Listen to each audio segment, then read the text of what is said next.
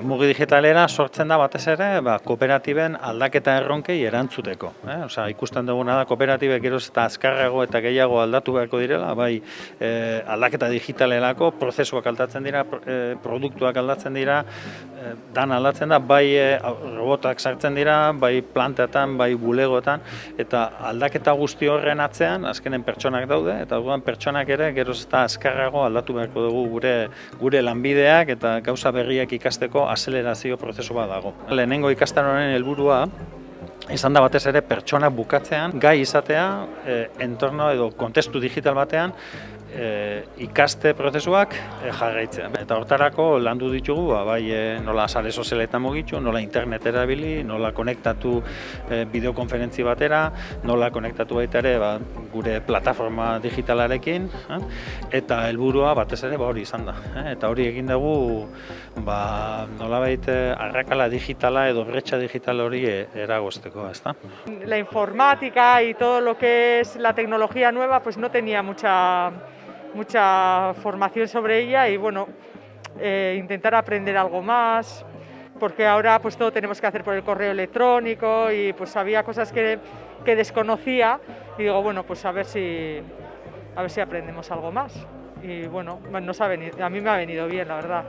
Sí, ha sido un curso fácil, corto, dinámico y no sé, estaba a gusto.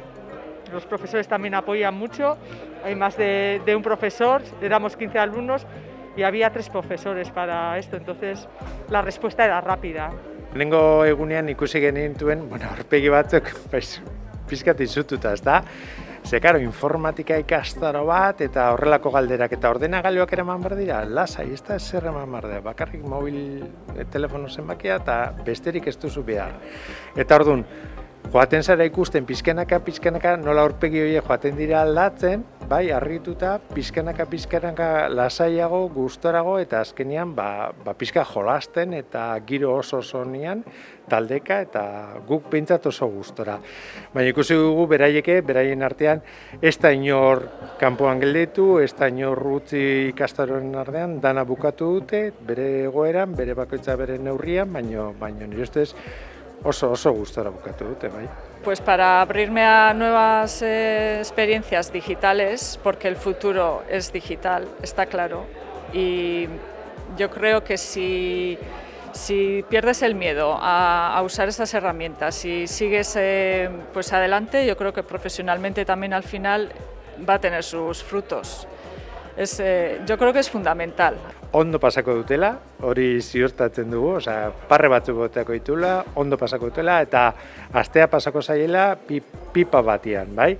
Gero, ezagutzak jakingo ditula, ezagutza berriak ikasiko dituztela, eta azkenekoa, gure agiri bat ere jasoko dutela, zentzu horretan, teknologia horiek eta ezagutza horiek ikasi dituztela edukitzeko. He aprendido que puedes aprender divirtiéndote, porque me ha parecido un curso muy dinámico y muy divertido. Entonces, digo, pues si se puede aprender así, pues adelante, a ver si hay más.